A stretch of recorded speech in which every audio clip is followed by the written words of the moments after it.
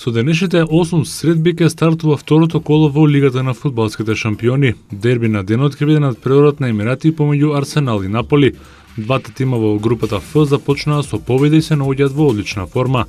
Во вториот меч ќе играат минатогодишниот финалист Борусија Дортмунд и Олимпик Марсеј. Во групата Х, Барселона и Милан ќе имаат тешки гостувања кај Селтик и Ајакс. Во групата Е, Челси ќе гостува на Стејево во Букурешт, додека Базел ќе му биде домаќин на Шалке. Во групата Г, во соседското дерби, ќе се соочат Порто и Атлетико Мадрид, а Зенит во Сент Петерсбург ќе го пречека тимот на Австрија Виена во првиот надпревар од второто коло.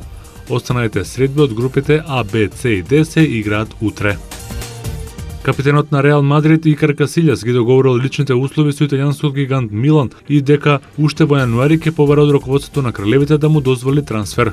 Касилјас веќе подолго време е во втор план кај Реал Мадрид поради нејасни причини. Најпрво се чинеше дека неговиот проблем се вика Жозе Морињо, но и со доаѓањето на Карло Анчелоти Икар продолжи да ја грее клупата. Трпението на Касилјас е при крај. Тој го известил раководството дека сака да замине во клуб каде што ќе добива поголема минутажа.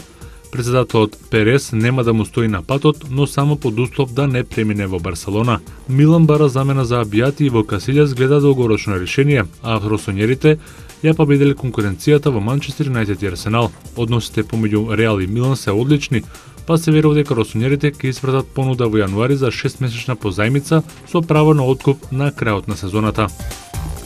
Литванскиот главен град Вилнус од денеска па до петок ќе биде домаќин на силниот кошаркаски квалификацијски турнир на 8-те екипи кои ќе се борат да победат и да си обезбедат пласман во Евролигата. За првиот надпреварувачки ден се закажани четвртфиналните средби Варезе Олденбург и Литрос Ритас Рига.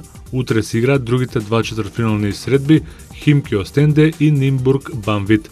Победниците од четвртфиналните двојки ќе играат меѓу себе во полуфиналето закажани за вчетврток од 17 и 19 часот. Финалето е закажано за впеток во 19 часот. Победникот на турнирот ќе игра во Д групата од кошаркарската Евролига.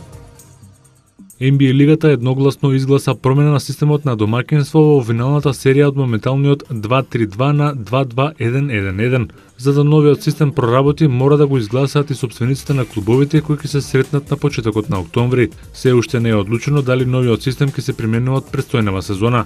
Предходниот систем, кој ваеше од 85-та година, беше критикуван поради фаворизирање на екипите со послаб скор во петиот меч, а кој главно се покажуваше дека е клучен во серијата на 7 победи. Минатата сезона, Мајами Хит стана само четвртиот тим во историјата на NBA лигата кој успеа да го сврти резултатот од 3:2 со две финални победи на свој паркет. Како што е познато, сите останати плейоф серии се по системот 2-2-1-1-1.